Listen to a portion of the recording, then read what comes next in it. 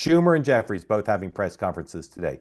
Dan, there's a growing move in the Democratic Party to say we got to stop talking about what Trump says that's offensive, and we have to start talking about what Trump does that can hurt the real lives of real people. Yep. Are Schumer and Jeffries the right people to carry that message?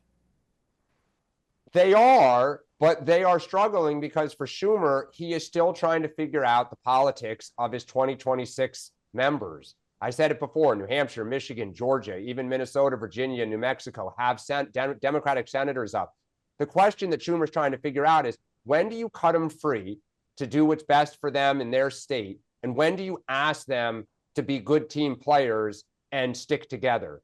And I think for Jeffries, he is still trying to feel out AOC. I love her on many reasons. Don't love all her politics, but just she's a great politician. Had a great line. She said there's a difference between being the spokesperson and leading. And I think Jeffries is still trying to figure out, where are we going? Where are we going to pick battles? And to your point, Mark, when Trump is focused on issues that will help people's lives, Democrats are struggling. When it's on the retribution and revenge, there's openings. And I think there is a feeling in the caucus, particularly in the House, it's time to get in the game. It is time to stop trying to figure out where we are and start, picking some fights. Yeah. Well, I'll be covering both those press conferences on two-way tonight. We'll break them down like John Madden, like a fatter John Madden. Sean, are those two guys, Schumer and Jeffries, are they formidable? Like, is the White House thinking we got to worry about what those two guys do?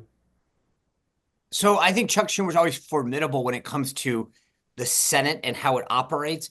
I don't know that on TV he comes across as a guy that I'd be like. He doesn't look like a worthy foe, right? I think Hakeem can look a little more. It's the opposite. He's less feared probably among his caucus, but he on TV, I think he comes across as a guy who sounds like he's got that younger like energy that maybe excites people a little more. I just think Chuck Schumer looks like, he's been around as long as Biden. I'm All right. not sure there's a bigger insult to Chuck Schumer than you're not good on TV. Yeah. I know. I love Brooklyn. I love Brooklyn. I get on the F train and I go get ramen and play hacky sack. I do all sorts of things in Brooklyn. I'd say having two leaders from Brooklyn, I'm not sure is like for America is the absolute best option to have.